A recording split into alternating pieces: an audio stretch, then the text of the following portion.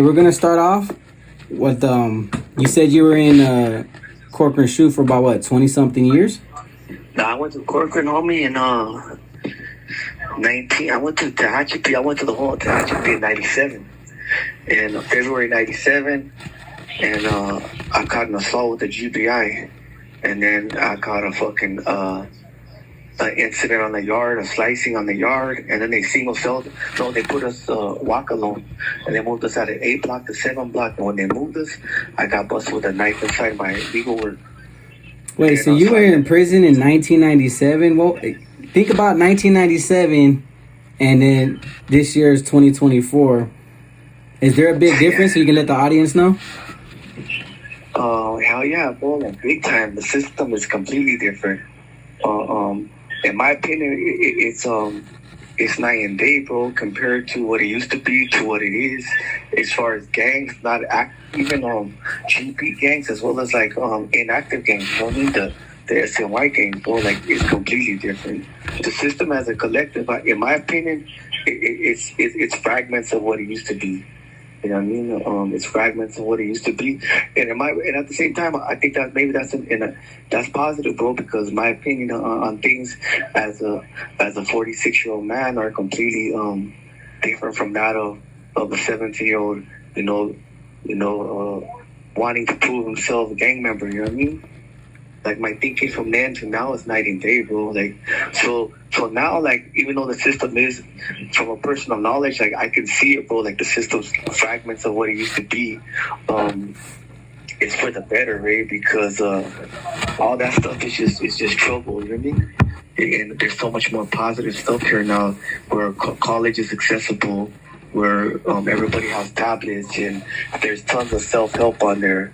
There's more opportunity to communicate with family and meet new friends and have a plan or an idea of what life is really about, other than the shell. You know what I mean? For years and years and years, all we did was stare at the walls and fester over silly things and things that didn't matter. So yeah, heck yeah, bro. The system has completely changed, homie, and for the positive. You know what I mean? For the most part. For the positive, meaning there's a lot more that's being provided to, inmates that are incarcerated, as opposed to 1997, when it was just basic essentials to an inmate, and all you had was prison violence and prison gangs to really depend on. Yeah. Well, I got busted at 95. I was 17, and I came to the state in 96. So 96, so 2026 will be 30 years. So we're 2 years away from 30 straight years in the state. But I got 29 years down. So yeah, when I came in, bro, like they didn't have no self-help groups. They had like one NA class, like you could go and hang out in the kitchen and drink coffee. Now there's AA, NA, Criminal Gang Anonymous. There's a program called Avatar. There's ARC, which is Anti-Recidivism Coalition, where they come and they got ex-inmates hired coming into the system, discussing success after prison, life after prison, and showing, through their actions that there is a life after prison. There's some dude in here who's from ARC, who's been down, he did 30 years on a 15 to life, and he's out there on a second-degree murder, and like he's really doing it. He's making $40-50 an hour, working for ARC and coming into the state, to try to help other inmates on that path to freedom, But the whole system's changed, bro. There's tons of self-help now.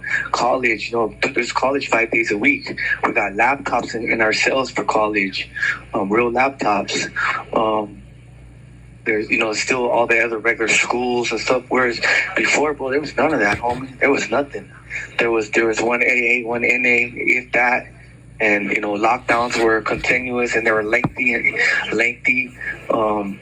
remember being in a lockdown in New Folsom I already got there coming out of orientation, and they hit a dude on the basketball court, Paisa, and we stood on lockdown for 3 months over one little slicing on the basketball court.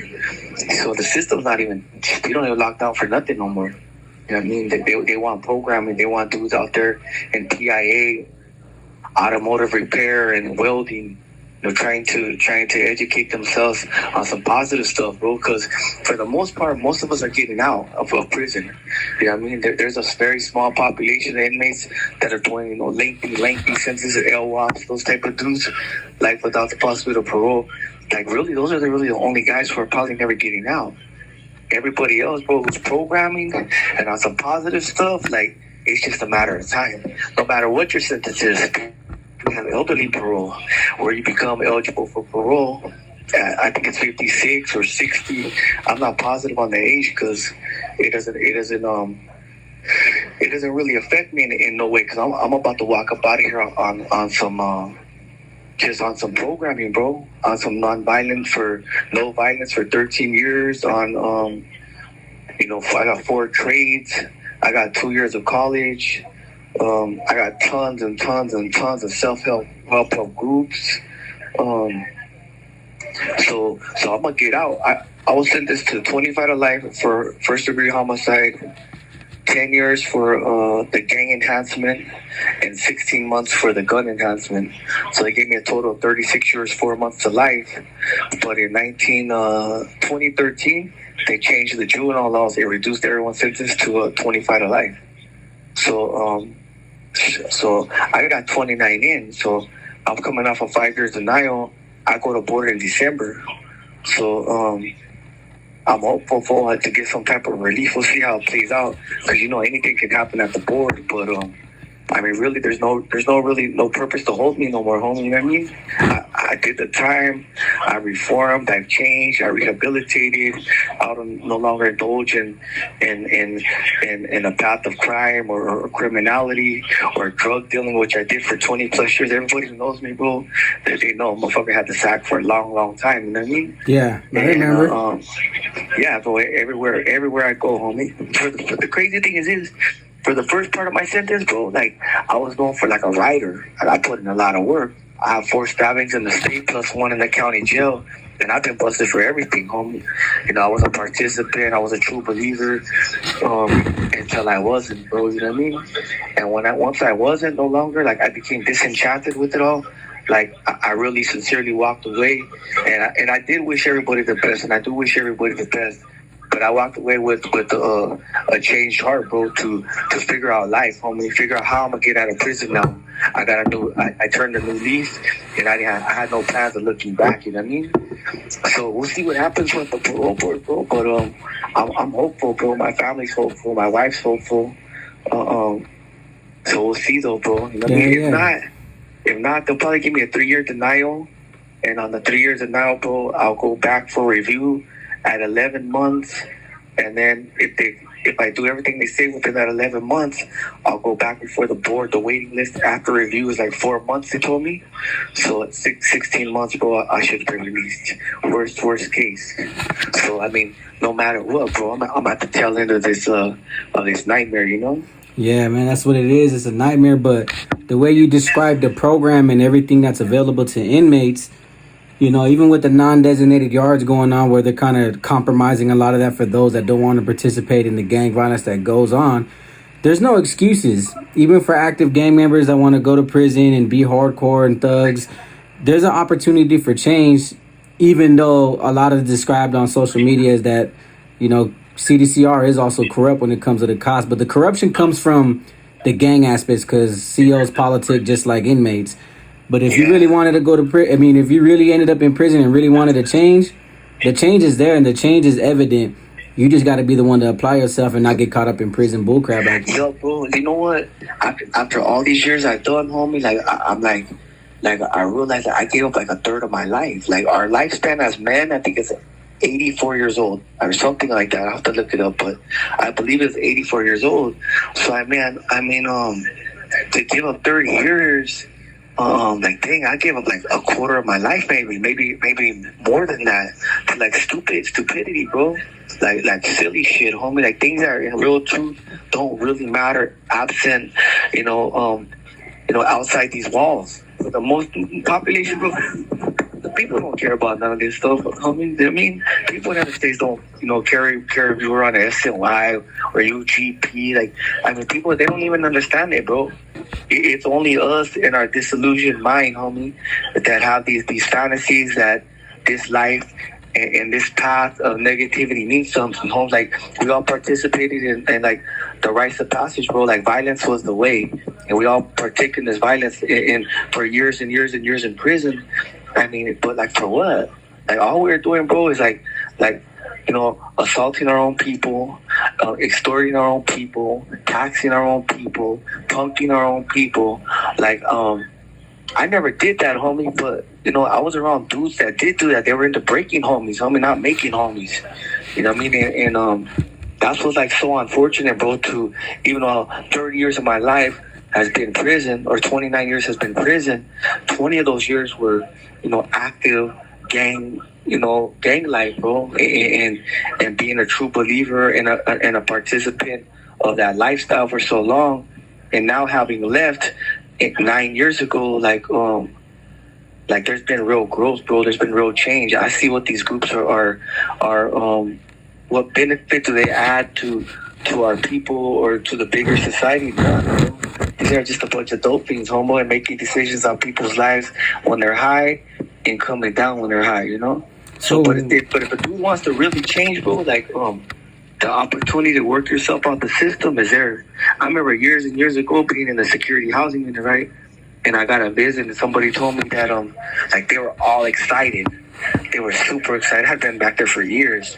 And they were, like, under the belief that I could never get out of the security housing unit based on being a validated associate of the gang, So, when she found out, like, there was a way to get out, she was so happy. And I shut it down quick, bro. Don't even talk about that. Don't bring that up again. It ain't gonna happen. Like, if you don't want to come, that's cool. You can bounce, like, straight up. Like, because that was the mentality, bro. Like, that was the thinking, this hardcore thinking. You know what I mean? But most of it, bro, is a facade. Most of this shit is character roles. The way the camaradas talk and homies talk and these people talk and the way we dressed and this behavior we mimic, homie. That's Boulevard Nights, bro. That's like Colors, homie. American Me. That's not how real people fucking talk in society. You know what I mean? That's not how you're supposed to talk to your boss, say, when you get a job and shit like that. So I mean, that was deep. You said these are just nothing but character roles. That was deep. Yeah, bro, that's real, bro. Like, you think about it, like, hey, homie, like, I was 17, but I have been getting in trouble since I was 13, right? And okay, where my parents said, okay, I get that. But also, like, music had a definite interest on me, homie. Getting, gang music and gang culture and those movies, bro. I mean, even other movies too, homie, because most of our behaviors mimic behavior. I mean, I learned that now at a 46-year-old man, that most of our behavior is mimic. We learn from the next man. We learn, hey, this is how you clean a cell. This is how you fish. This is how you address a cop. And this is how, how you make a knife or whatever. It's all top behavior. So these roles, we act like, orale, alright, camarada, orale, homie. Like, what the fuck, bro? Like, you go talk like that in society, bro, people laugh at you. You look silly, homie, you know what I mean? That's true, but to us that were incarcerated, it seemed like one big glorification of who we were. Like, we honestly believe that the norteño and sureño identity, the prison gang identity was our culture. It was our upbringing. It was our teaching. Yeah. But in reality, it was just bad influences, influenced by other bad influences that kind of hurt our culture in the long run. Yeah, bro, it is. So that shit, all that shit was, it didn't build nobody, bro. It didn't make nobody. I mean, ain't none of those clubs or those groups or those gangs promote education or higher education or positivity. Hey, bro, when you go home, like, hey, go to truck driving school, or you should continue to enroll in college. Maybe individuals within those groups might promote that or speak about that. For the most, bro, the collective, bro, it's all negative. It's all negative. Go out there and report. Go out there and collect. Go out there and impose. Go out there and extort. You know what I mean? It's not go out there and get a good job, bro, and be a good example for us behind, homeboy. That prison really did change you, and you're now a different man now because of the positive change. Charlie, ain't nobody, none of them groups promote that. None of the clubs promote that, bro. You know what I mean? The thing is that what has always tripped me out is these groups, right? These gang members, right? They have a universal policy. Nobody shall get out of our club. God forbid you have a change of heart at some point. And hey, bro, I want a program now, bro. Like, I want to try to get out. You know what I mean? Does that make me a bad dude because I want to try to get out the joint, bro? I want to try to go to these self-help classes. I want to try to go enlist in this college. That I want to put my best foot forward and my best effort into this trade that they're offering me. That if I go to society and I got to do this automotive trade, bro, it's gonna cost money, time away from work, family. Like, there's a real opportunity to do it in here, but the gangs ain't about that, bro. They're about negativity, homie. You know what I mean? The universal policy is nobody shall leave their club, bro. And if you do, God forbid, you're a bad person. You're trash because you left our club. You know what I mean? They shun you or banish you. You can't go back to your community. And in truth, bro, like, those are the motherfucking sorry ass dudes, bro. Those are the dudes that are separating our people. You know what I mean? Those are the dudes that are promoting violence, homie, and silliness. You know what I mean? But God forbid you don't want to be in our club no more. You cannot come back to these yards. Ain't nobody request to come SNY. Ain't nobody was scared of no individual person on a GP yard. You know what I mean?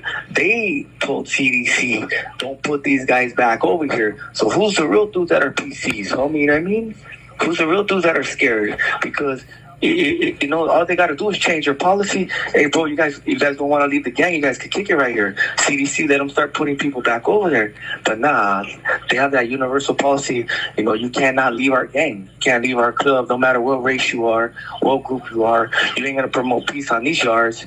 You're not going to promote, higher education on these yards.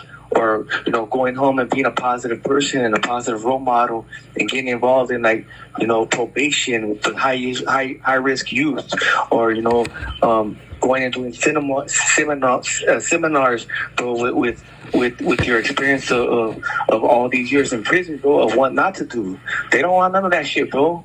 Motherfucker, they got, bro, on some real stuff, they got these dudes over here banned from taking Suboxone because it's going to fuck up their bottom line. I mean, how you going to do that, bro? Like, a dude's trying to get sober and stay sober. I mean, why would you ban him from taking a medication that would keep him sober? I mean, so that's not in my opinion of them dudes. Like, cut it out, bro. You know what I mean? Yeah, the banning of Suboxone is for them to engage more with buying more of their drugs, money. And it's more money for them because if everybody decides, because Suboxone does, it's a synthetic way of getting high with heroin, still being high but kicking the dope, but it's still. Suboxone has an opiate antagonist in it. So individuals that are addicted to opiates, fentanyl or heroin, if they take their Suboxone and then they mix an opiate with it, a pill or anything, it will make them severely sick. Right? It'll make them like sick, real sick, because it has that. It's called Maloxin. Maloxin is an opiate antagonist. That's also what they give you when these individuals OD with the Narcan. It has Maloxin in it, and it makes you sick if you mix it with opiates. So, yeah, they got that shit straight banned, bro. In some of these places, like, what the heck? I would think that you would want your people to be sober. If this is supposed to be your gente, your people, bro, you know what I mean? You would want positivity within your people because it's still your people. But nah, of course not, bro. It's all about the single. It's all about the mighty dollar, the singular. You know what I mean? Them frog skins. And who cares? I know they realize that. The more you keep your own people addicted, and it's crazy that they'll keep their own people addicted, keep them buying them from drugs, make them buy their drugs, and then in all essence, that's what's more than half of these moves that are being conducted in today's generation of prison gangs they're stabbing their homies over drug debts and drug use and overuse Yeah, of that's drugs. it, bro. Everything, homie, everything on those yards, bro, is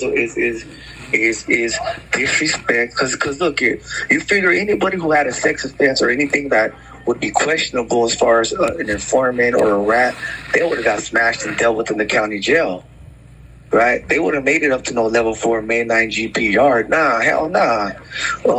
So the individuals that are coming up here getting whacked, those are minor infractions, bro. Those are like petty things. Disrespect. Like I mean, what makes you kill a dude over like disrespect? What he did? He didn't tell you Google in the morning. You know what I mean? He didn't go run and get you some toilet paper or jump when you said jump.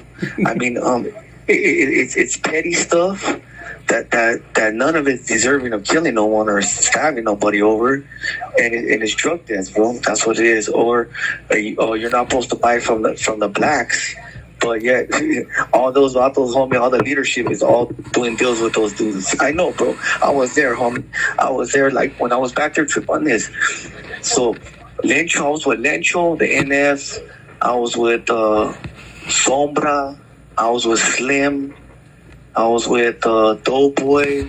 So anyone who's like been down, they know those names and they know who those people are. When that collective group was there, they know where I was at. I was in Corcoran. I was with Silver. I was with Mickey. I was with homeboy from the AB from San Diego. I was with a lot of members, bro, of all these groups, right? So these negros, bro, these black brothers, they used to they did their thing, bro, or they were in pocket, bro. So I was with Arturo from King Cobras, but I was with a lot of their members, bro. Like, but nobody cared, bro. Hey, they would tell me go get at them negros and see if they still had anything, and if they did, shoot it and shoot the info to pay. But God forbid, bro, like if any individual person did that, non-member person with no safety net went and got at these people on their own, she got stabbed, bro. But it's okay for them, you know what I mean? Or like Lencho would always get speed. I don't know where the fuck he got it, but this fool always had speed, and they would always have me go get it, and I would go up there and buy it from them for the MM members. You know what I mean? Yeah. Like but dudes be getting whacked like that all the time, buying phones from black people or buying dope from blacks, and then the black gets mad because they don't pay, and then gives them up and just getting chopped up, bro. Over what? Because you know why? Because why you give your money to another race? It's like a form of treason. So yeah, but the point you made that I think was good for everybody to understand is everybody nowadays that's getting killed on these yards is minor infractions, petty stuff. Yeah, all of it, bro. All of it, like in the greater sense of the greater society, bro. You would just walk away from that. Like I heard a story from this dude who did like 30 years. He comes to the yard over here and he teaches an anti-recidivism coalition class, and he was saying that he was in a bus and a lady, like, she stepped on his foot. And she didn't apologize. She's like, dang, like, man, you know what I mean? Like, in prison, man, you know what I mean? Like, I mean, I'm not saying it would have directly led to violence, but disrespect will lead to violence, you know what I mean? It's not that they're going to be the shoe you stepped on my shoe. It's the fact that you didn't have the respect to say, excuse me. You know what I mean? But I mean, that's why it's like that subculture thinking, bro. Like, this is like barbarian type of thinking, those active gang members, the way they think. Like, you know what I mean? I heard a story recently about a dude named Big Frank. He's an AB member, right? So the dude tells me he's tattooing in the night, right? And the cop catches him tattooing. So give me that tattoo gun. So he throws the gun out the cell. And then so he says he grabs another gun and just keeps on doing what he was doing, bro. I'm gonna finish this tattoo. It's a silly. Cop walks by, catches him again with the second phone. The AB Frank goes to his door the next morning. Hey, fucking, that you owe $1,000 for each of those fucking tattoo guns. So he owes $2,000 for tattooing on his own celly. For losing 2 tattoos. The little CD player costs $40, bro. What the hell? And there's 2 tattoo motors in each CD. Why would he owe this dude $2,000 is Aryan Brotherhood member. He said for bringing heat to the unit. Like, what kind of heat, bro? Like a tattoo motor? Come on, dude. So he protests, and Frank gets upset and says, you calling me a cop lover? All right, we'll see what's up. And that night, old boy goes to his self-help group in the night, and homeboy trying to blast him with a big ass piece. He said like he moved and like he punched with all his might, right? And when he punched with all his might, bro, he got a lucky hit and knocked that dude out. So he goes back to his cell, and his cell he's crying, bro. And so Eddie told me to kill you.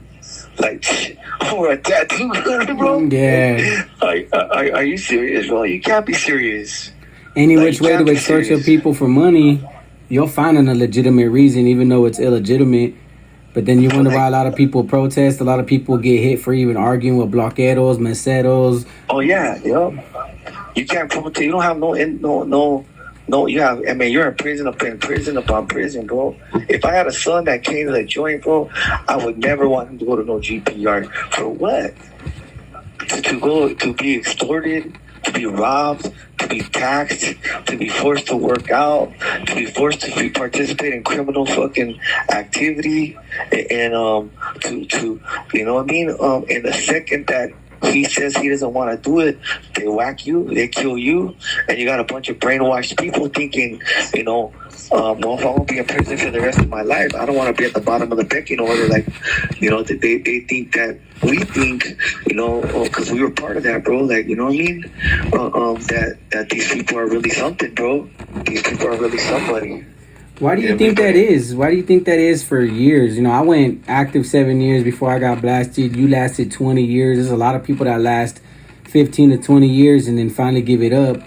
What do you think it is the mentality wise, like from when you were young, being naive, or why do so many people last so long, or why do you think people still last long even though they know the truth and the realities of the gang aspects? Honestly, bro, I think there's like several different reasons. Fear is definitely one of them, bro. Like, it's a scary thing if your family's gang members. So it's like it becomes culture and lifestyle. So you grow up in gangs, or you become into gangs later on, but then it becomes part of your identity. You got this little pet name that they give you, and you don't want to let your brothers or your friends or your homies down, and so like you get entrenched in this thing, and then you hear all this negative stuff about SNYs and kicking with sex offenders. Bro, where I'm at, homie, I don't promote no violence or nothing. But I'll be honest, man, I seen them fucking, when those dudes slip through, they whack them. They don't last. These are gang yards. These are just gang dropout yards, because the gang has that universal policy that no one can leave their club. They have to put us somewhere. So we're all over here, but for the most part, bro, everybody conducts themselves the same way they would over there. You know what I mean? Ain't nobody chilling with child molesters, bro. I promise you that. They're doing the same exact thing that them dudes are doing. It's just now they're independent and they're free to make their own decisions. And if you want to program and go to college, by all means go to college, bro. And if you want to go to self-help groups and promote peace, no one in the yard is going to assault you. No one's going to blast you. No one's going to attack you. You know what I mean? But because of the brainwashing, everybody thinks the opposite, bro. Like, them dudes are rats. Why, bro? Because I told the cop that I wanted to get a classification change from gang member to non-gang member. Like, how do I do that? So now I'm a rat. Like, bro, grow up, homeboy, get a life, homie. You know what I mean? Get a job, bro. Pay some bills, homeboy. Be a real man. You know what I mean? Like that's silly, bro. Like, that's silly, homie. Like, for real. So we're all rats because it said, hey, excuse me, counselor, how do I get my, you know what? I'm convicted for a gang crime. And I think, for me to present well at the parole board, I need to get that removed from my file. So how do I get gang member to non-gang member? You know what I mean? Because you did that, bro, now you're a rat. And now you're shunned, and now you're no good, and now you're this. Cut it out, bro. Like, miss me with that, homie. You don't want to shake my visor when I get out? Don't shake it. It's cool, bro. And you know what? I'll still wish you the best, homie, and I'll still wish you success. and I still wish you good fortune and health, homeboy. Yeah, You know what I mean? a lot of them dudes with that mentality are going to continue to be incarcerated, miserable. They just won't admit it out loud. But a lot of people are unfamiliar with, to debrief. That was really considered a dropout. That was when you had to go to the THU. But a lot of people have locked it up for many, many years and got away with it by just, turning in their classification crown on going to the other side. But even though now, today, CDCR will throw you back on the line now if you don't debrief or give them at least a little bit of information. I think that's pretty standard now. And the crazy thing is, this is like debrief, right? Okay, like, only those who really have did it and really know what it is. Other than that, like, all it is an interview, because they don't want potential individuals that are just faking that they no longer want. They want that they don't know. They want to make certain that individuals requesting a classification change from gang member to non-gang member are just genuine. Like, hey, I changed my life, bro. Like, I'm disenchanted with the gang stuff.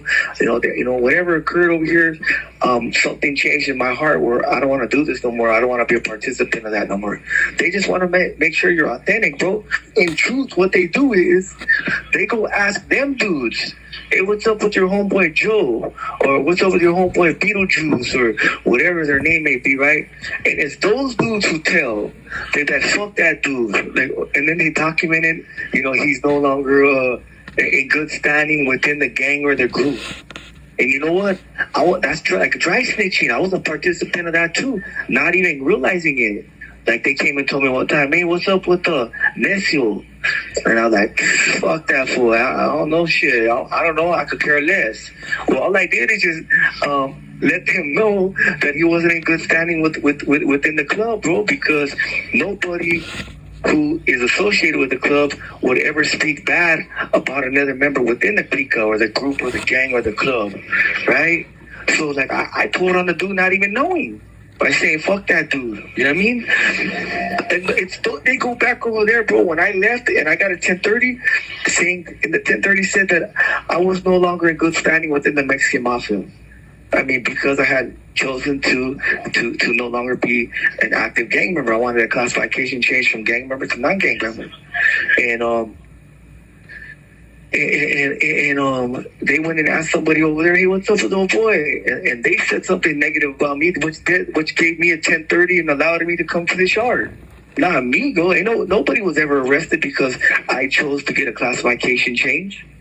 Because I wanted to get gang member to non-gang member on my file. Nobody went to jail. Nobody's home was raided, bro.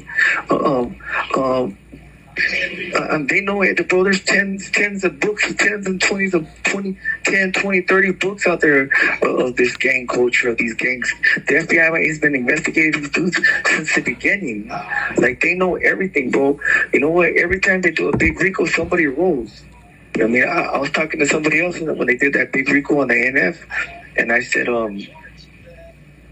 hey, bro, like, some of those dudes at the top are gonna roll. Those dudes are gonna tell. They're gonna get a deal. They're gonna know that this carries a life sentence. This RICO stuff that you're never ever gonna get out of prison from. That the feds don't play. You do day for day. Ain't no family visits. Ain't no phones over there either, because you go into. They have TV rooms. You don't have plugs in the wall. You don't have a TV in your cell. They go to TV rooms and you plug in your CL20s into the TV jack, and that's where you watch your news or your TV. There's 10, 15, 20 TVs in the TV room. But what people fail to realize is that, like, you were on the main line 20 years, I was on the main line like 7 or 8. How many times did them IGIs know about everything that was going on before we did? Yeah, bro, it's the leadership that's telling, bro.